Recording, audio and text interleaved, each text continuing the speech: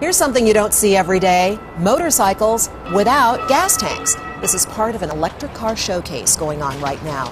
The parking lot at 14th and California has been transformed into Electric Avenue. That's what they're calling it. People are looking over and actually test driving electric cars. And that's where we find 7 News Chief Meteorologist Mike Nelson this morning. And Mike, this showcase is happening just as visitors from around the world are gathering here to talk about renewable energy. Tell us about it. That's right, Bertha. It's the World Renewable Energy Forum, which is going on at the Convention Center this week. So we have leaders from all over the world talking about renewable energy. And today, it's the electric ride right here at 14th and California. What does that mean?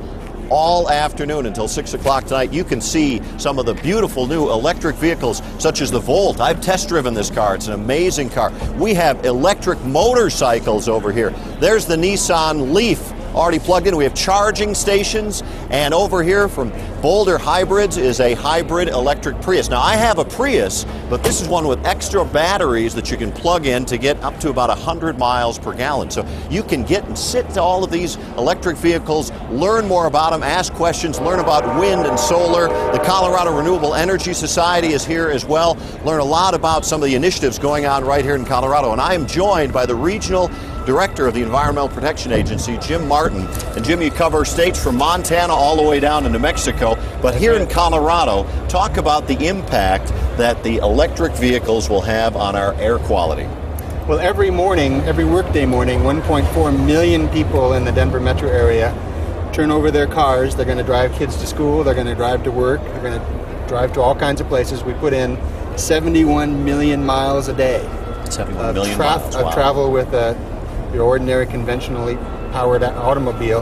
These kinds of vehicles are going to dramatically reduce our contribution to ozone, to particulate pollution, and that has the promise of improving our health, taking care of our kids, and creating jobs. Now, there's been the talk that, hey, you still have to plug this thing in, so it's using a power plant to put the energy into the battery. But as we upgrade the coal-fired plants to natural gas, how will that impact the carbon footprint? I think that we'll continue to see better air. Colorado is way ahead of the game. They're retiring a number of front-range coal-fired power plants, replacing them with renewables and natural gas.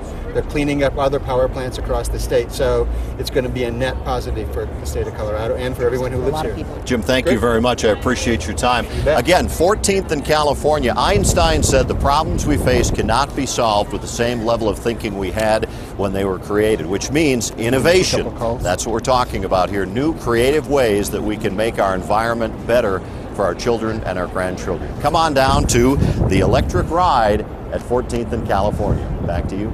Very interesting, Mike. And of course, I drive a hybrid as well, so I really want to know more about this. Are people curious? Are they stopping by? Is it attracting a lot of folks? Oh, yeah. Well, take a look at this car. First of all, it's really sporty. This is a beautiful vehicle. And I test drove this thing with my wife, and she said, pretty awesome. Anything that's got a lightning bolt on it, I'm all for. I think that's just a great thing. You're such a weather guy. Thank you, Mike.